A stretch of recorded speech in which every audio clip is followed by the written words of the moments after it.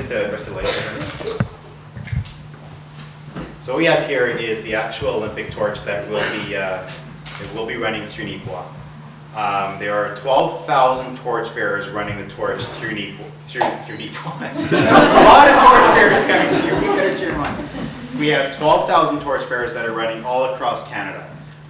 Some selected through the Vancouver community, some through RBC, some through Coke, and then every community had an opportunity to reward and recognize some very special people in their own communities, and that's part of what we're here to do tonight too. But this is one of the 12,000 torches that were made. It was manufactured by Bombardier.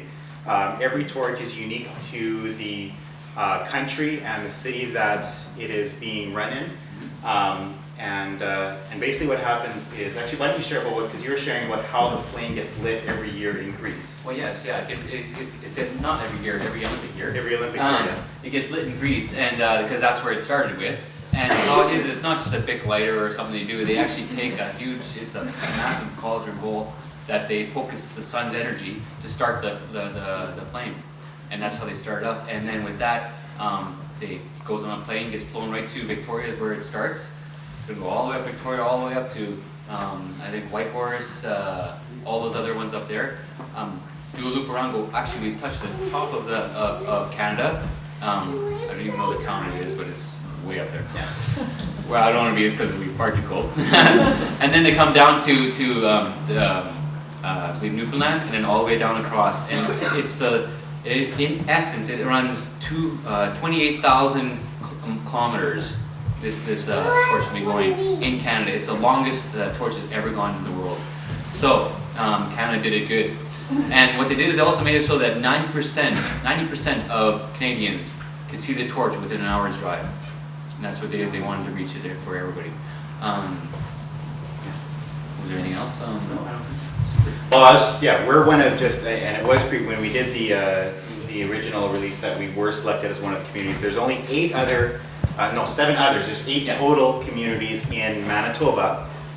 What, 200, Bob, across the country or so? So we're one of 200, what's that? 212. 212 across the nation, and only 8 in Manitoba where the actual torch is coming and stopping. There's many others that it's running through, but we're very fortunate to have been selected to actually have the huge convoy coming in. Our 6 torchbearers that we have in our community will be running through town and lighting a cauldron, and then we're going to be kicking off with a huge celebration in town for a few hours, and then it will be moving on and off towards Vancouver. So, so what we'd like to do now is what we'd like to do now is start off with we're going to have 6 torchbearers in Neepawa that will be running the torch through. And I can tell you, they are beside themselves with excitement. I've had a chance to, Jared and I had a chance to have dinner with them tonight, with some of them tonight, and the excitement is contagious, and we're very excited to have been able to play a part in that. So we're going to start off with announcing RBC's 2 torchbearers. And RBC had a program where people entered online, and I know a lot of people in Neepawa did, and all over the country, where they actually entered a pledge of a way to make Canada a better place. And our theme for our torch relay is creating a better Canada. What are you doing to create a better Canada? Whether that's environmentally or building a better community, anything that you're doing. So that's what our theme is throughout the torch relay. So we've been able to have 2 local Neepawa people that RBC has selected to run the torch here. And then I'm going to have Amanda Cathcart come up, and she's going to share there's 2 through the community task force that we were able to nominate to run the torchbearer, and one of them will actually be lighting the cauldron at the center of the hub, everything, where we're all going to be crowding around, and that's going to be absolutely so special. So what I'd like to do is, if I can call Allison Snezik up. We have an official, I'll just show you this here.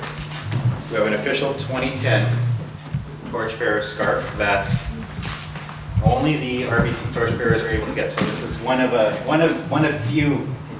in Neepawa, and one of a few all throughout the country. So.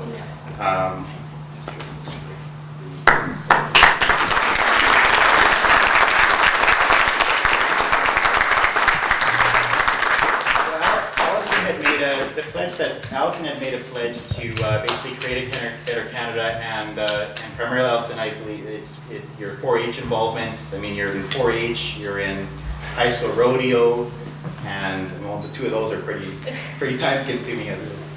Anything you want to share at all? Or? No, I'm happy to be able to do this and excited. Yeah. So Allison's very important. So Allison is going to be one of the torchbearers in there. So we're very happy to have Allison.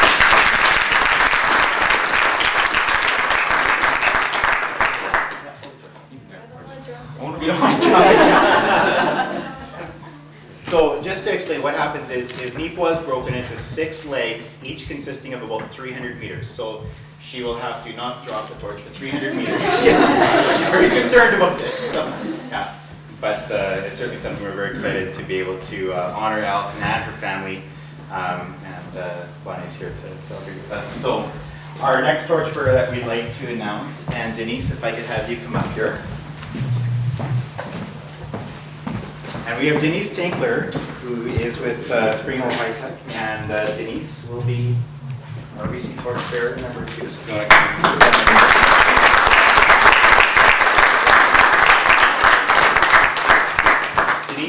Denise's pledge was also about building better communities, and she had really highlighted the importance of volunteerism in the community and just really getting involved. So I want to thank you for your pledge, and thank you for being willing to be a torchbearer, and we're very happy to recognize you. Anything you want to share? Thank you, RBC, for giving me the opportunity. Thank you very much. Thank you.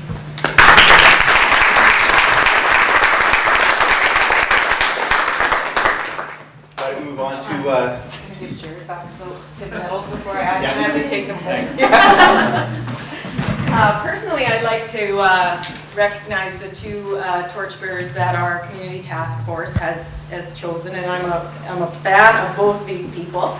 I had the opportunity to live across the street from John Nelson only for about a year, but I used to watch him take off down the street going for training for all the many marathons that John's participated in, and I also know that John is an exceptional community volunteer. So John, if I could call you up here.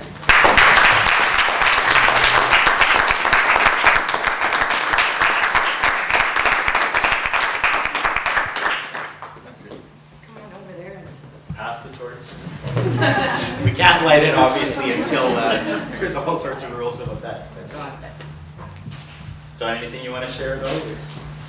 Just Olympics has always been really kind of special to us, and I never ever dreamed that I would be carrying a torch for the Olympics. So this is really exciting and thrilling and emotional, and I'm beginning to feel like Jared here, that there's some things you can't begin to describe. So I would like to thank our community committee and Amanda and people who feel that I was a worthy candidate, and I'm not sure that I am, but I'm proud to have this. Thank you.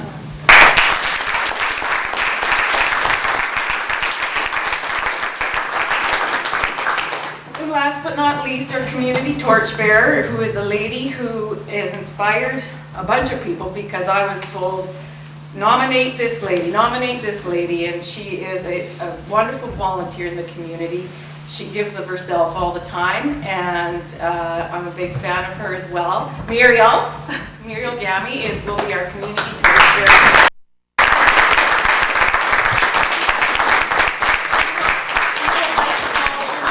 Stage on January 8th, 2010, just before we kick off our community celebrations. So congratulations, Muriel.